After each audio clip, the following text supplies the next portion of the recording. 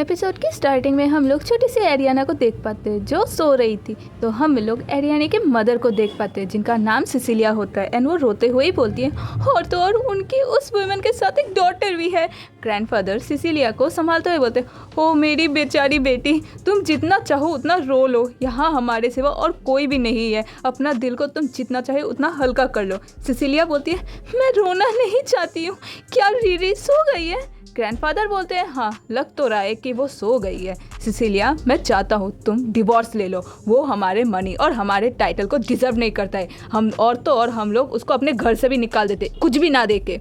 Sicilia रोते हुए ही बोलती है इससे लोगों को बोलने का मौका मिल जाएगा, मेरी वजह से हाउस लोपेल का फेम पे उंगली उठे जाएगा, जिससे आपका इतना सालों का बनाया गया नाम खराब हो जाएगा फादर। ग्रैंडफादर बोलते हैं क्या वो सब मैटर इससे ज़्यादा अहमियत रखता है? मैं सिर्फ तुम्हारी खुशी चाहता हूँ सिसिलिया, तुम्हारी और मेरे ग्रैंड चिल्ड्रन की भी। सिसिलिया बोलती है मुझे माफ़ कर दीजिए फादर, मेरी वजह से आपको इतना परेशानी होना पड़ रहा है। ग्रैंडफादर बोलते चिंता मत करो मेरे बच्चे, तुम बस अपना केयर करो। नेक्स्ट सीन में हम लोग एक मिस्टीरियस आदमी को देख पाते एंड उनके कैरेज को घेरे हुए बहुत सारे लोगों को भी देख पाते हैं। अब यहाँ से हम सभी छोटी सी एरियाना AKA रीरी के पॉइंट ऑफ व्यू से ये पूरी चीज़ें देख पाएंगे, जहाँ वो सोने का नाटक करते हुए मन में बोलती है जो सच है कि मुझे इस कैरेज में नहीं होना चाहिए था, ये ट्रिप सिर्फ मम्मी और ग्रैंडपा का ही होने वाला था। जब वो लोग नहीं देख रहे थे तब मैं चुपके से कैरेज में चढ़ गई थी, मैं ऐसे प्रिटेंड करने लगी कि मैं सो गई हूँ जिससे वो लोग मुझे छोड़ के ना जा पाए। बट अभी मुझे और प्रिटेंड करना नहीं चाहिए क्योंकि अभी उठ के मुझे सबसे पहले मम्मी को एक टाइट हग करना चाहिए। मम्मी एक ऐसी इंसान है जो हमेशा सूरज की तरह ब्राइटली स्माइल किया करती है। पापा की वजह से मम्मी इतनी सैड रहती है, अब वो हमेशा ही ड्रिंक किया करते हैं। जब भी वो किसी सिंगर के साथ बाहर जाया करते थे तो अगले दिन ही वापस आया करते थे और उनसे फ्लावर वाली स्मेल आया करती थी। जब भी वो ऐसा किया करते थे तब मम्मी अकेले में बहुत रोया करती थी और वो भी बहुत लंबे टाइम से ही चल रहा था। ग्रैंडफादर बोलते हैं जब हम लोग स्टेट में पहुंच जाएंगे तब तुम थोड़ा रेस्ट कर लेना, मैं भी अपना काम करके जल्दी से तुम्हारे पास आ जाऊंगा। सिसिलिया बोलती है आप मेरे प्रॉब्लम को छोड़ के किसी और प्रॉब्लम के साथ तो नहीं जुड़े हुए हैं ना? ग्रैंडफादर बोलते हैं मुझे लगता है तुमको भी ये चीज़ जान लेना चाहिए क्योंकि जो जेनिस के साथ हुआ था उसके बाद। रीरी मन में बोलती है क्या जेनिस? अगर मैं सही से याद करूँ तो मैंने उनको बहुत दिनों से ही नहीं देखा है, वो सभी लेडीज सिंगर में से सबसे ज़्यादा अच्छी और प्यारी है। मैं सोच रही हूँ आखिर उनके साथ क्या हुआ होगा।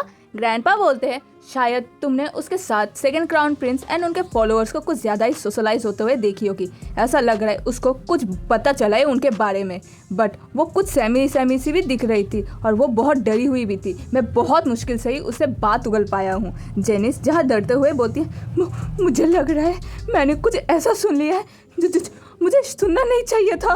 ग्रैंडपा बोलते हैं उसने मुझे बताया कि सेकंड प्रिंस क्राउन प्रिंस को खत्म करवाने का प्लान कर रहे थे, जिससे सुन के सिसिलिया शॉक हो जाती है एंड वो बोलती है ओह माय गॉड, शायद इसी रीजन की वजह से जेनिस को खत्म कर दिया गया था। ग्रैंडफादर बोलते हैं हाँ मुझे तो यही लगता है कि सेकंड प्रिंस को ये बात पता चल गया था, इसीलिए उन्होंने ये मेक श्योर करने के लिए ही उसका मुंह बंद कर दिया था जिससे कोई और ये बात ना जान पाए। सिसिलिया बोलती है लेकिन इससे तो आप भी डेंजर में आ गए होंगे ना? ग्रैंडफादर बोलते हैं इसीलिए मैंने सीक्रेटली एक मर्सनरी ग्रुप के साथ कॉन्ट्रैक्ट किया है जो हमें गार्ड करते रहेंगे, वो अभी भी हमारे कैरेज को प्रोटेक्ट कर रहे हैं, तो तुम चिंता मत करो मेरे बच्चे। सिसिलिया बोलती है वो मुझे बिलीव नहीं हो रहा है कि आप इसके साथ अकेले डील करे जा रहे थे, बट आपके आगे का प्लान क्या है? ग्रैंडपा बोलते हैं ऑब्वियसली मैं सब कुछ हिज मैजेस्टी को बता दूंगा क्योंकि ये मेरा ड्यूटी है। सिसिलिया ये सुन के घबरा जाती है तो ग्रैंडफादर बोलने लगते हैं मैं प्रॉमिस करता हूँ इससे तुम्हें और तुम्हारे बच्चे को कुछ भी दिक्कत नहीं होगा। सिसिलिया बोलती है आप भी जानते हैं मैं इसको लेकर चिंता नहीं कर रही हूँ। ग्रैंडपा स्माइल करते हुए बोलते हैं तुमको तो पता ही है ना मेरे पास थोड़ा सा तो टैलेंट है जिसको बहुत सारे लोग पसंद भी करते हैं और मेरे पास बहुत सारे एलाइज भी है जो मुझे और मेरी फैमिली को प्रोटेक्ट जरूर करेंगे। तभी उनका कैरेज जोर से हिलने लग जाता है। तभी सिसिलिया बोलती ये सब क्या हो रहा है एंड वो अपने सामने देखती है जहाँ ग्रैंडपा हर्ट हो रखे थे। ग्रैंडपा के मुंह से ब्लड निकल रहा था एंड कोई अंदर आ जाता है। वो हुडेड आदमी बोलता है इतने सारे मर्सनरीज में से आपने the League of the Dawn को ही चुना था, क्या ही लक है आपका ओल्ड मैन। ग्रैंडपा खत्म होते हुए बोलते सिसिलिया भागो यहाँ से। वो आदमी डरावने तरीके से देखने लगता है, जिसे देख के एंड अपने ग्रैंडफादर की ऐसी हालत देख के रिरी पूरा डर गई थी। वो आदमी बोलते हैं, हाँ, तुम लोग अपने साथ इस छोटी सी बच्ची को भी लेके आ गए हो। तुम म्यूजिशियंस को अपना काम इंस्ट्रूमेंट्स में देना चाहिए, ना कि हायर अप्स के कामों पे।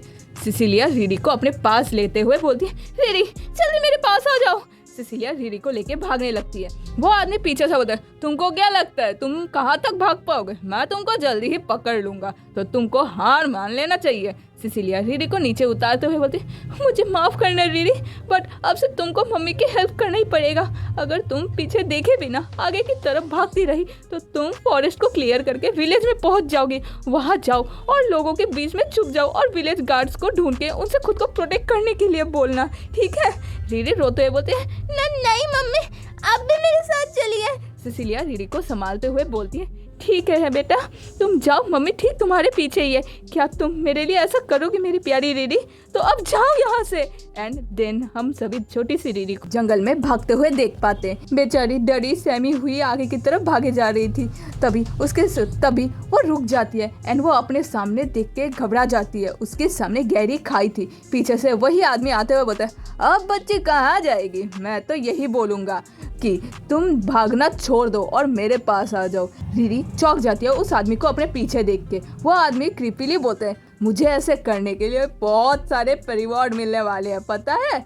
तुमको खत्म करने के बाद मैं आराम से 10 साल तक लग्जरी लाइफ स्पेंड कर पाऊंगा। रिरी पीछे खिसकते हुए मन में बोलती है, मुझे ऐसे से भागना चाहिए। तभी उसके पैरों की जमीन टूट जाती है, जिससे वो नीचे गिरने लगती है। नीचे गिरते हुए मन में बोलती है, मुझे माफ करना मम्मी, मैं भाग नहीं पाई। नेक्स्ट सीन में हम सभी छोटे दांते को देख पाते हैं, जो रिरी को बचाता है एंड उसको सरफेस पे लेके आ जाता है। दांते रिरी को उठाते हुए बोलते, जल्दी अब अपनी आंखें भी खोलो जल्दी से।